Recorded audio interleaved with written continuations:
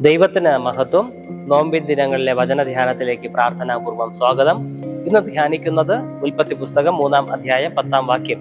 തോട്ടത്തിൽ നിന്റെ ഒച്ച കേട്ടിട്ട് ഞാൻ നഗ്നനാകൊണ്ട് ഭയപ്പെട്ട് ഒളിച്ചു എന്ന് അവൻ പറഞ്ഞു.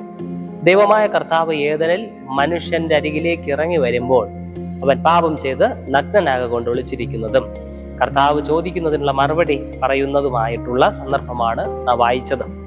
ഇവിടെ പറയുകയാണ്, ഞാൻ നഗ്നനാകൊണ്ട് ഒളിച്ചു. ആ ഒളിക്കലിന് കാരണം എന്താണ്? അവന്റെ നഗ്നത മാത്രമാണോ, ഭയം മാത്രമാണോ എന്ന് നാം ചിന്തിക്കേണ്ടിയിരിക്കുന്നു. നഗ്നനായതുകൊണ്ട് അവന്റെ ഐഡന്റിറ്റി അല്ലെങ്കിൽ അവന്റെ സെൽഫ് അത് മറവ് ചെയ്യുകയാണ്, മറച്ചു പിടിക്കുകയാണ്. ഒളിച്ചു എന്നുള്ളതിന് പിൻവലിക്കുക അല്ലെങ്കിൽ ഉൾവലിയുക എന്നൊക്കെ അർത്ഥങ്ങൾ നമുക്ക് കണ്ടെത്തുവാനായിട്ട് സാധിക്കും. ഇവിടെ ആദാം ഒരു കണക്കിന് ഉൾവലിയുകയാണ് അല്ലെങ്കിൽ പിൻവലിയുകയാണ്. എന്നാൽ അവനെ എന്താണ് പിൻവലിക്കുന്നത്? പിൻവലിക്കുന്നത് അവന്റെ പാപം കാരണമാണ്. പാപം നമ്മെ ദൈവത്തിൽ നിന്ന് പിന്നിലേക്ക് വലിക്കും. അതിനുള്ള കാരണം പാപം കാരണമുണ്ടായ കുറ്റബോധം, ഭയം, ഇവയൊക്കെയാണ്. ഇവിടെ പറയുന്നുണ്ടല്ലോ, ഭയപ്പെട്ടു ഒളിച്ചു. എന്നാൽ അത് മാത്രമല്ല ഒളിക്കുന്നതിന് കാരണം. 3 കാര്യം വേഗത്തിലൊന്ന് നമുക്ക് അതുമായി ബന്ധപ്പെട്ട് ചിന്തിക്കാം. ഒന്ന്, തെറ്റ് സമ്മതിക്കാനുള്ള ഒരു മടി ഉൾവലിയലിലേക്ക് നയിക്കും. തെറ്റ് ആദാം സമ്മതിക്കുന്നില്ല. ഇവിടെ പറയുന്നത് ഇങ്ങനെയാണ്, നീ എന്നോട് കൂടെ ഇരിപ്പാൻ നീ തന്നിട്ടുള്ള സ്ത്രീ വൃക്ഷഫലം തന്നു, ഞാൻ തിന്നുകയും ചെയ്തു. തിന്നോ എന്നുള്ള ചോദ്യത്തിന് തിന്നു അല്ലെങ്കിൽ ഇല്ല എന്നുള്ള മറുപടി പറയേണ്ടടുത്ത് വലിയൊരു സെന്റൻസ് ഒക്കെ പറഞ്ഞ് ആദാം ഒപ്പിക്കുകയാണ്. അതായത് തൻ്റെ അഭിമാനത്തിന് ക്ഷതമേൽക്കും, ദൈവത്തോട് അതുകൊണ്ട് ഏറ്റു പറയാതെ ഒളിക്കുക, അല്ലെങ്കിൽ മറ്റൊരാളിൽ കുറ്റം ചുമത്തി രക്ഷപ്പെടുക, അല്ലെങ്കിൽ നിഷേധിക്കുക, ഞാൻ ചെയ്തില്ല എന്ന് പറയാതെ പറയുക. അത് ചെയ്യുന്നത് അങ്ങനെയല്ലേ പ്രിയമുള്ളവരെ? ഇത് ഉൾവലിയലിന് കാരണമാണ്. തെറ്റ് സംഭവിച്ചാൽ അത് സമ്മതിക്കുവാനായിട്ട് കഴിയണം. 2, ആദാമിന്റെ ജീവിതത്തിൽ നിന്ന് മനസ്സിലാക്കാം, ഈ സ്വയം പര്യാപ്തത എന്ന് പറയുന്ന ഒരു സംഗതിയുണ്ട്. നാം എല്ലാവരും സ്വന്തം കാലിൽ നിൽക്കുവാൻ ആഗ്രഹിക്കുന്നവരാണ്. അങ്ങനെ നാം നിൽക്കണം.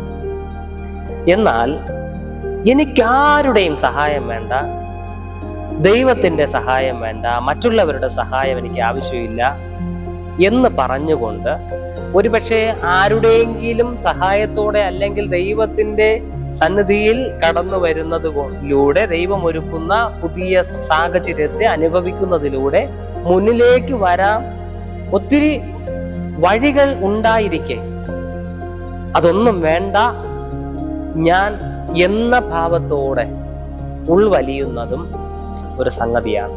നാം നമ്മെ തന്നെ ത്യജിച്ചുകൊണ്ട് മുന്നോട്ട് വരുവാനായിട്ട് തിരുവചനം നമ്മെ പഠിപ്പിക്കുന്നു.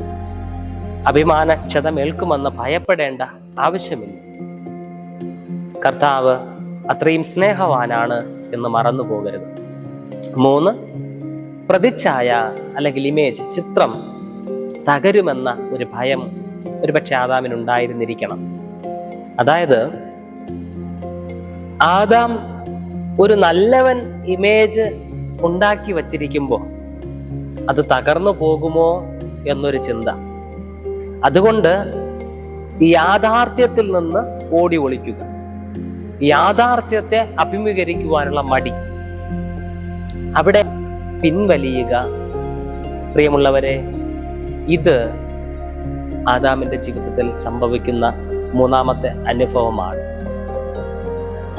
നമ്മുടെ ജീവിതത്തിലും ഈ അനുഭവങ്ങൾ ഉണ്ടാകാം. നാം ദൈവസന്നദ്ധയിൽ യഥാർത്ഥമായി മടങ്ങി വരുവാനായിട്ട് ആഗ്രഹിക്കുന്നുണ്ട് എങ്കിൽ ദൈവം നമ്മിൽ എന്താണ് ആഗ്രഹിക്കുന്നത് എന്ന് മനസ്സിലാക്കാം. അംഗീകരിക്കുക, നമ്മുടെ കുറവ്, നമ്മുടെ ബലഹീനത, വന്ന തെറ്റ് പൂർണ്ണമായി അംഗീകരിക്കുക. അതിനെക്കുറിച്ച് ന്യായീകരിക്കാതെ സമ്മതിക്കുക. അതെ കർത്താവെ, എനിക്ക് അങ്ങനെ പറ്റിപ്പോയി എന്ന് സമ്മതിക്കുക. ആ ഇളയ മകൻ ചെയ്തതുപോലെ ഒരു കാര്യവും ന്യായീകരിക്കാൻ അവൻ നിന്നില്ലല്ലോ. പോയി പറയുന്ന ഒരു സ്റ്റേറ്റ്മെന്റ്, അപ്പ ഞാൻ അങ്ങയോട് സ്വർഗത്തോടും പാപം ചെയ്തു, സമ്മതിക്കുകയാണ്. അവന്റെ തെറ്റ് സ്വയം അംഗീകരിക്കുകയാണ്. ഞാൻ തെറ്റ് ചെയ്തു എന്ന് അംഗീകരിക്കുകയാണ്. സ്നേഹവാനായ കർത്താവ് ഇതാണ് നമ്മിൽ നിന്ന് ആഗ്രഹിക്കുന്നത്. നാം ഓരോരുത്തരും ന്യായീകരിക്കും തോറും ദൈവത്തിൽ നിന്നുള്ള അകലം കൂടിക്കൊണ്ടാണ് ഇരിക്കുക എന്നുള്ളത് മനസ്സിലാക്കുക. നാം ഈ നാളുകളിൽ ഈ ഒരു സീരീസ് ധ്യാനിക്കുമ്പോൾ, പ്രത്യേകിച്ച് അതിന്റെ പേര് പോലും അതാണ്, ബാക്ക് ടു ഹിം, പ്രാർത്ഥനാപൂർവം തിരികെ ദൈവത്തിലേക്ക് എന്നൊരു ചിന്തയാണ് ഈ ഒരു സീരീസിന്റെ ടൈറ്റിൽ കൊടുത്തിരിക്കുന്നത്. നമ്മുടെ ജീവിതത്തിൽ ഈ നോമ്പിൻ ദിനങ്ങളുടെ അവസാനങ്ങളിലേക്ക് പ്രവേശിക്കുമ്പോൾ ഒരു വ്യക്തമായ മാറ്റം ഉണ്ടാകണം. ചിലതൊക്കെ നമ്മുടെ ജീവിതത്തിൽ സംഭവിച്ചത് അംഗീകരിക്കുവാനും അതിനെ ഏറ്റുപറയുവാനും ദൈവത്തോട് ക്ഷമ ചോദിക്കുവാനും ദൈവത്തിന്റെ സ്നേഹത്തിലേക്ക് മടങ്ങി വരുവാനും നമുക്ക് കഴിയണം. അതിന് തടസ്സമായി നിൽക്കുന്ന നമ്മുടെ എല്ലാ ചിന്താഗതികളെയും മാറ്റിത്തരണമെന്ന് നമുക്ക് ദൈവത്തോട് പ്രാർത്ഥിക്കാം. കാരുണ്യവാനായ കർത്താവേ, അവിടുത്തെ കരുണയുടെ കരവലയത്തിൽ ഞങ്ങളെ സംരക്ഷിക്കണമേ. നാഥ, ഞങ്ങളുടെ ജീവിതത്തിൽ അവിടുത്തെ സന്നിധിയിലേക്ക് അടുത്തു വരുവാൻ കഴിയാതെ വണ്ണം പിന്നിലേക്ക് വലിക്കുന്നു സകല പാപത്തിൽ നിന്ന് ഞങ്ങളെ വീണ്ടെടുക്കണമെന്ന് അവിടുത്തോട് പ്രാർത്ഥിക്കുന്നു. കർത്താവേ, ഞങ്ങളുടെ തെറ്റെന്തെന്ന് സമ്മതിക്കുവാൻ, ഞങ്ങളുടേതായ ജീവിതത്തിൽ അലതല്ലി ഉയരുന്ന ഞാനെന്ന ഭാവത്തെ തകർത്തെറിഞ്ഞുകൊണ്ട് മുന്നോട്ട് വരുവാൻ, നിന്റെ സ്നേഹത്തിൽ നിറയുവാൻ ഞങ്ങളെ സഹായിക്കണമെന്ന് വിനയത്തോടുകൂടെ പ്രാർത്ഥിക്കുന്നു. അവിടുത്തെ സന്നിധി സമർപ്പിക്കുമ്പോൾ ക്രിസ്തുയേശു മുഖാന്തരം കേൾക്കണമേ.